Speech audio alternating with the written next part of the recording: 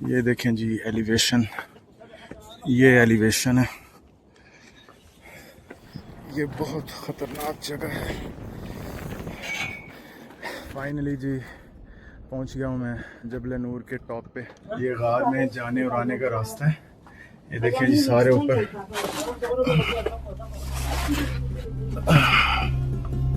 یہ جی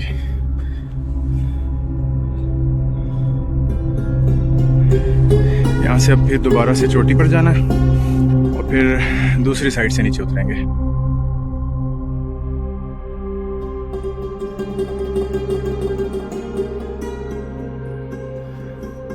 جی تو میں دوبارہ سے چوٹی پر آ گیا ہوں پہاڑ کی، جبل نور بولتے ہیں اس کو، اور جبل نور اس کو اس لیے کہا جاتا ہے کہ یہاں پہ پہلی وحی نازل ہوئی تھی حضرت محمد صلی اللہ علیہ وسلم پر، جس کعبہ کی بنیاد حضرت ابراہیم نے مونوتھیزم یعنی کہ توحید کی بنا پر رکھی تھی، توحید کی بیس پر۔ وہ شرک اور بتوں کا گڑھ بن چکا تھا ان دنوں، تو محمد رسول اللہ صلی اللہ علیہ وسلم اس ماحول سے بیزار تھے، تو وہ اکثر تنہائی میں عبادت کرنا پسند کرتے تھے، تو وہ اس غرض سے اکثر یہاں پر آیا کرتے تھے۔ تو یہیں پر ان پر پہلی وحی نازل ہوئی تھی، جب اچانک حضرت جبرائیل علیہ السلام آئے اور انہوں نے نبی اکرم صلی اللہ علیہ وسلم سے کہا کہ اقرا یعنی کہ پڑھ۔ اللہ کے نبی صلی اللہ علیہ وسلم نے جواب دیا ما انا بقاری، کہ میں پڑھ نہیں سکتا۔ دوسری بار پھر جبرائیل نے کہا کہ پڑھ، اللہ کے نبی نے پھر وہی جواب دیا۔ تو تیسری بار جبرائیل علیہ السلام نے کہا اقرا بسم ربک الذی خلق خلق الانسان من علق اقرا وربک الاکرم الذی علم بالقلم۔ یہ 5 آیات سورۃ علق کی یہاں پر نازل ہوئی تھی۔ That was the first revelation of اسلام، پہلی وحی جو نبی اکرم صلی اللہ علیہ وسلم پر نازل ہوئی اللہ کی طرف سے، وہ یہیں تھی۔ اور اسی مناسبت سے ہی اس پہاڑ کو جبل نور کہا جاتا ہے، اور روزانہ کی بنیاد پر ہزاروں زائرین اس جگہ کو دیکھنے کے لیے، اس کی زیارت کرنے کے لیے یہاں پہ آتے ہیں۔ اتنی مشقت جھیلتے ہیں صرف اپنے نبی کی محبت میں کہ ہم بھی اس جگہ پر جا کر 2 رکعت نفل ادا کریں جہاں پہ ہمارے نبی اکرم صلی اللہ علیہ وسلم عبادت کے لیے آیا کرتے تھے۔ چلیں جی چلتے ہیں، کافی ٹائم ہو گیا یہاں پہ، اب دوبارہ سے نیچے چلتے ہیں اور دیکھتے ہیں آگے کیا کرنا ہے۔ ابھی 3-4 لڑکے گزر رہے تھے میرے پاس سے ہی، تو ان کو شاید آئیڈیا نہیں تھا کہ یہ پاکستانی ہے، تو آپس میں بات کر رہے تھے پنجابی میں، تو مجھے آئیڈیا ہو گیا کہ پاکستانی ہے۔ تو ایک لڑکا دوسرے لڑکے کو کہتا ہے کہ اس پاگل کو سمجھاؤ، اس کو کہو جیکٹ تو اتارے، اتنی گرمی میں جیکٹ پہنی ہوئی ہے۔ مجھے ہنسی آئی ہے لیکن میں نے کنٹرول کیا کہ اس کو آئیڈیا نہ ہو کہ مجھے پتہ چل گیا کہ کیا کہہ رہا ہے۔ ہاں جی، تو نیچے آ گیا ہوں میں۔ اوپر جانے میں 1 گھنٹہ اور 5 سے 10 منٹ شاید لگے تھے، اور نیچے آنے میں صرف 25 منٹ، شاید 25 یا 30 منٹ لگے ہیں۔ نیچے آ گیا ہوں میں، اور پیاس لگی ہوئی تھی بڑے زور سے، پانی پیا ہے، پانی پی کے تھوڑی دیر بیٹھا ہوں۔ اچھا، پلان یہ تھا میرا کہ پہلے تو میں سوچا تھا کہ غار ہیرا جاؤں گا اوپر، اب وہ تو ہو گیا، اپنا ڈن ہو گیا۔ اس کے بعد دوسرا میرا یہ تھا کہ غار سور جانا اور اوپر جانا وہاں بھی، لیکن ابھی مجھے ایسے لگ رہا ہے کہ ٹائم ہو رہا ہے تقریباً 3:45 کا۔ اگر میں وہاں جاتا ہوں اور وہاں اوپر جاتا ہوں اور پھر نیچے آتا ہوں تو باقی زیارتیں میری نا شاید آج نہ ہو پائیں، اور میرے پاس ٹائم نہیں ہے کیونکہ میں نے شاید کل صبح نکلنا ہوں یہاں سے۔ تو اس وجہ سے ابھی پلان یہ کیا ہے کہ ایک بندے کو کال کیا تو وہ زیارتیں کروائے گا، مطلب ایک دوست کے تھرو نمبر لیا ہے، ان کا کام ہے یہی ٹیکسی وغیرہ کا۔ تو وہ بندہ 15 منٹ میں یہاں پہ آ رہا ہے، تو اس سے بات یہ ہوئی ہے کہ پہلے وہ مجھے زیارتیں کروائے گا ساری، اور شاید اگر اینڈ پہ ہوئی تو وہ غار سور لے جائے گا۔ ٹائم ہوگا تو میں اوپر جاؤں گا، نہیں ہوگا تو پھر دیکھ لیں گے، کیونکہ ڈپینڈ کرتا ہے کہ روشنی کتنی ہے۔ روشنی کا ٹائم جو ہے وہ تقریباً 6 بجے تک ہے، 2 گھنٹے ہیں ہمارے پاس، اور مجھے امید ہے کہ 2 گھنٹے کے اندر شاید صرف زیارتیں ہی کر پائیں، غار سور کے اوپر جانے کا ٹائم نہ ملے۔ بہرحال ہوپ فار دا بیسٹ، دیکھتے ہیں جی، بندہ بس آنے والا ہے اپنا، جیسے ہی آتا ہے تو پھر اگلی زیارتیں سٹارٹ کرتے ہیں انشاءاللہ۔ آج سے 100-200 سال پیچھے اگر چلے جائیں تو اس ٹائم کے لوگوں نے کہاں یہ سب سوچا ہوگا کہ بالکل بیابان میں پہاڑوں کے بیچوں بیچ یہ پرفیوم اور یہ برانڈڈ شوز اور کپڑوں کی اور کاسمیٹکس کی دکانیں ہوں گی اور یہاں پر لوگ شاپنگ کریں گے جی. جی گاڑی آ گئی ہے ہماری, چلتے ہیں پھر. السلام علیکم. کیسے ہیں بھائی, ٹھیک ٹھاک ہیں؟ الحمدللہ, اللہ کا شکر ہے. چلیں جی. ابھی کہاں پہ جائیں گے ہم فرسٹ؟ پہلے غار ثور. اوکے. رائٹ سائڈ پہ جنت المالا ہے. جیسے مدینہ میں جنت المالا. جی جی جی جی. ویسے یہ تو جنت المالا. اوکے, ادھر پارکنگ نہیں ہے. ویسے میں کمپیوٹر دیکھ رہا ہوں. کتنی دیر لگے گی آپ کو یو ٹرن لینے؟ 4-5 منٹ. بس ٹھیک ہے, میں پھر دوبارہ یہیں پہ. یہ جی ہماری آج کی دوسری زیارت ہے جی. جنت المالا کہتے ہیں اس کو.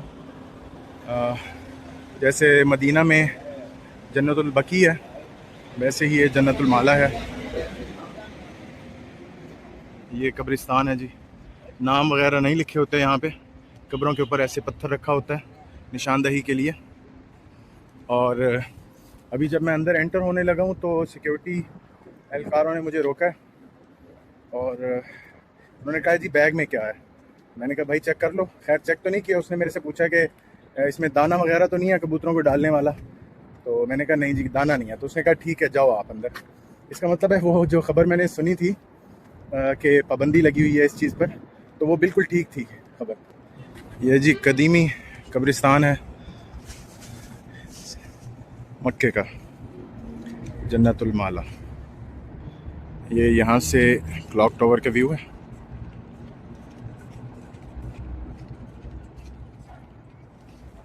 کچھ زیادہ انفارمیشن تو نہیں ہے مجھے یہاں کے بارے میں, بس اتنا ہی مجھے یہاں کے بارے میں پتہ ہے کہ محمد رسول اللہ صلی اللہ علیہ وسلم کے جو اینسیسٹرز ہیں ان کی قبریں ہیں یہاں پہ, اور اللہ کے نبی صلی اللہ علیہ وسلم کی پہلی زوجہ حضرت خدیجہ رضی اللہ تعالی عنہ اور اللہ کے نبی کے جو دادا عبد المطلب تھے ان کی قبریں یہاں پر موجود ہیں.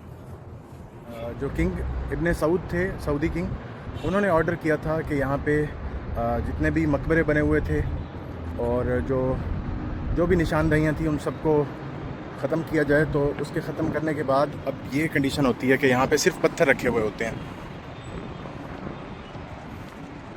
کہ یہاں پر کوئی قبر ہے, لیکن یہ نہیں پتہ کہ کس کی قبر ہے. یہ جی گاڑی آ گئی ہماری, نیکسٹ زیارت کی طرف چلتے ہیں اب. یہ جی ہم مسجد جن کے پاس سے گزر رہے ہیں ابھی.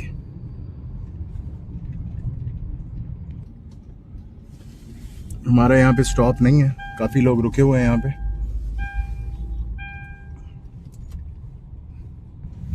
یہ جی مینار آپ کو نظر آ رہا ہوگا, یہ چھوٹا سا یہ مینار, یہ مسجد فتح ہے. جب آپ صلی اللہ علیہ وسلم نے مکہ فتح کیا تھا تو یہاں پہ جھنڈا لہرایا گیا تھا.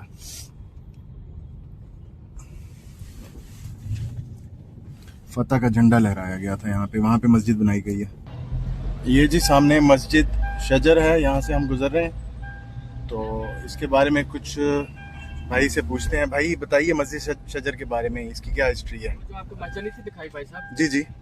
مسجد شجر نام ہے اس کا. جو پیڑ ہوتا ہے نا اس کو, درخت کو ادھر پیڑ بولتے ہیں عربی میں. جی جی, عربی میں شجر بولتے ہیں جی.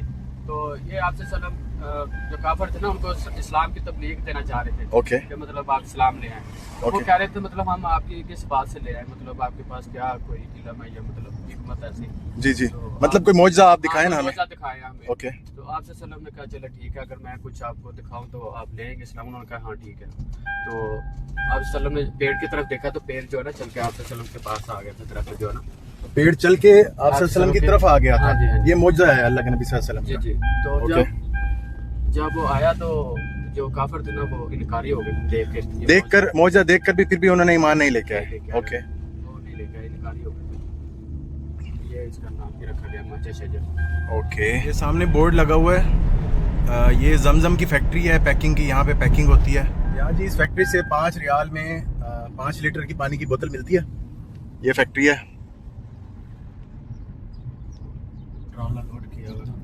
یہ ٹرک لوڈ ہو کے جاتے ہیں یہاں سے, اور اگر آپ ایئرپورٹ سے لیتے ہیں 5 لیٹر پانی کی بوتل تو وہ آپ کو 12.5 ریال کی ملتی ہے, یہاں سے جو 5 ریال کی ملتی ہے. اور 2012 میں مجھے یاد ہے کہ اس ٹائم پہ بھی 5 ریال کی تھی، لیکن اس ٹائم 10 لیٹر ہوتا تھا. اب جو ہے وہ 5 لیٹر ہے ٹیکس وغیرہ کے ساتھ.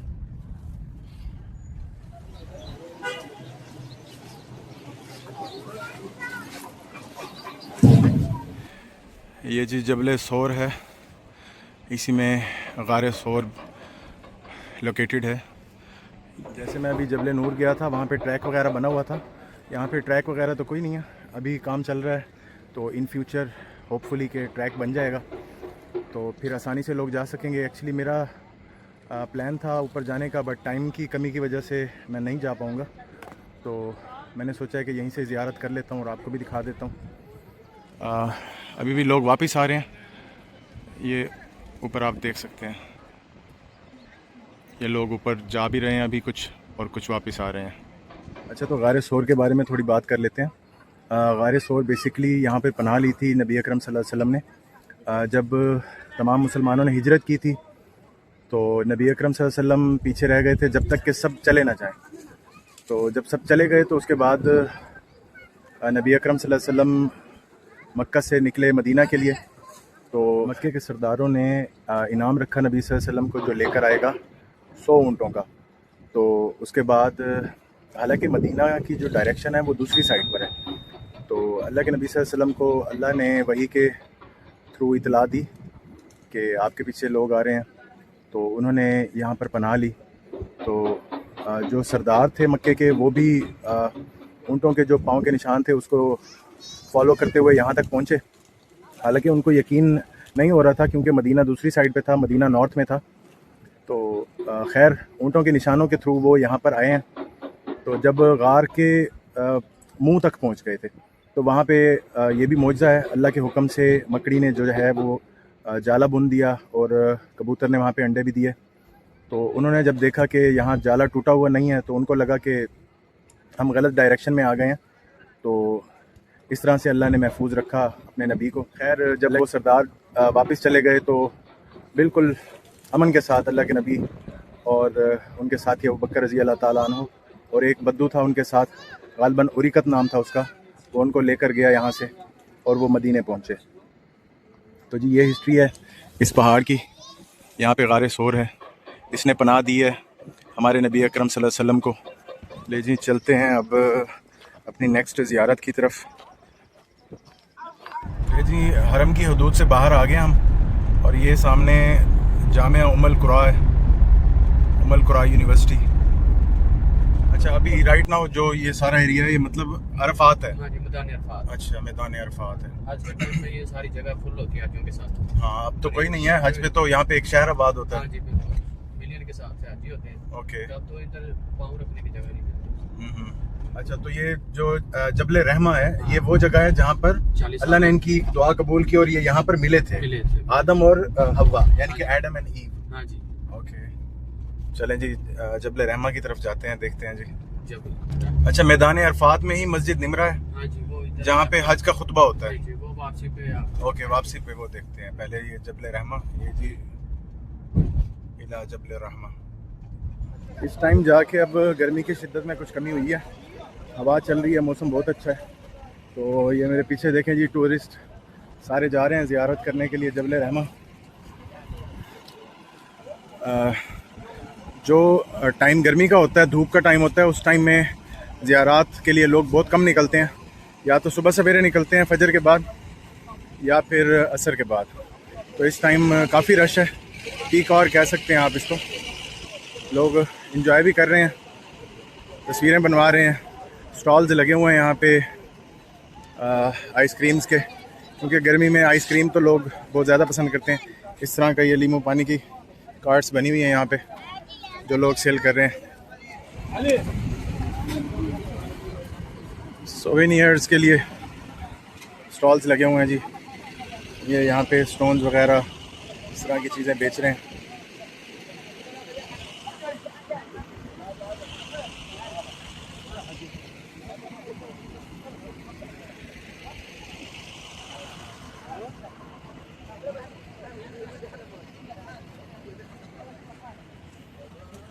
ایک پوری مارکیٹ کا سامان ہے، بازار لگا ہوا ہے.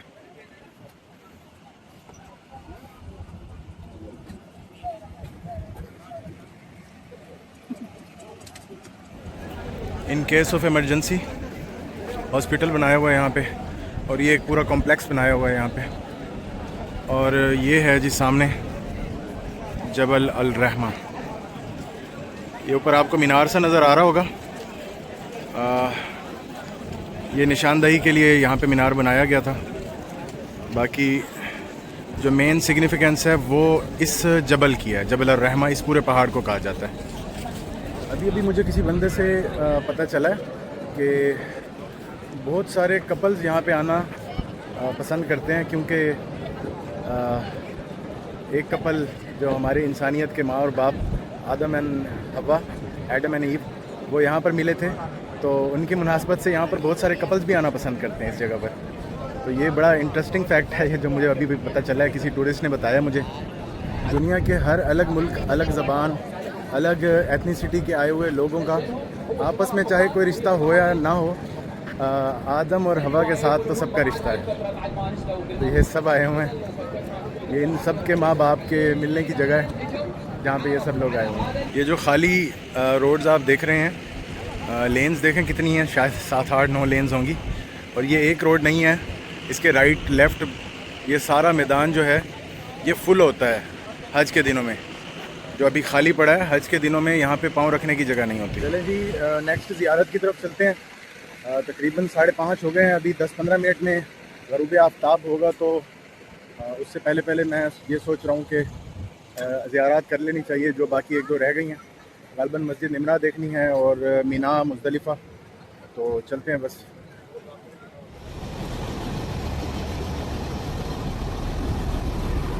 ایسی بڑی بڑی بسیں گروپس لے کر آتی ہیں یہاں پہ زیارات کروانے کے لیے. یہ دیکھیں ہر طرف بسیں ہیں، میرے پیچھے آگے. یہ جی مسجد نمرہ پہ آئے ہیں ہم، اور یہ وہ مسجد ہے جہاں سے حج کا خطبہ دیا جاتا ہے. اور پورا سال یہ مسجد بند رہتی ہے. صرف حج کے دنوں میں اس مسجد کو کھولا جاتا ہے. اس کے علاوہ یہاں پر کوئی نماز نہیں ہوتی پورا سال.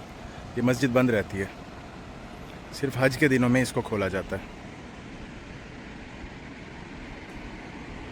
میں دعا گو ہوں اللہ تعالیٰ سے کہ حج پہ بھی اللہ ہمیں بلائے یہاں پہ، تاکہ میں یہاں پہ حج کا خطبہ سنوں اور اس مسجد کے سراؤنڈنگ میں نماز ادا کروں انشاءاللہ. اور میری دعا ہے کہ جتنے بھی دیکھنے والے ہیں ان سب کو بھی اللہ اپنے گھر کی زیارت نصیب کرے، حج پہ، عمرے پہ بار بار بلائے انشاءاللہ، آمین. یہ جی ہم مینار کی طرف جا رہے ہیں. یہ ریڈ کلر کا جو روڈ بنا ہوا ہے تقریباً 6 کلومیٹر ہے، اور یہ سیدھا مینار کی طرف جاتا ہے. جب حج کے موقع پر حاجی پیدل آتے ہیں تو وہ اسی راستے سے ہی آتے ہیں، مسجد نمرہ کی طرف جب آتے ہیں. تو یہ جی ہم مسجد مزدلفہ پر پہنچے ہیں. یہ وہ جگہ ہے جہاں پر حجاج کرام حج کے موقع پر ایک رات کھلے آسمان تلے سوتے ہیں یا رہتے ہیں. تو یہ وہ جگہ ہے جی. 2 نمازیں ایک ساتھ جمع کر کے پڑھی جاتی ہیں یہاں پہ، مغرب اور عشاء کی.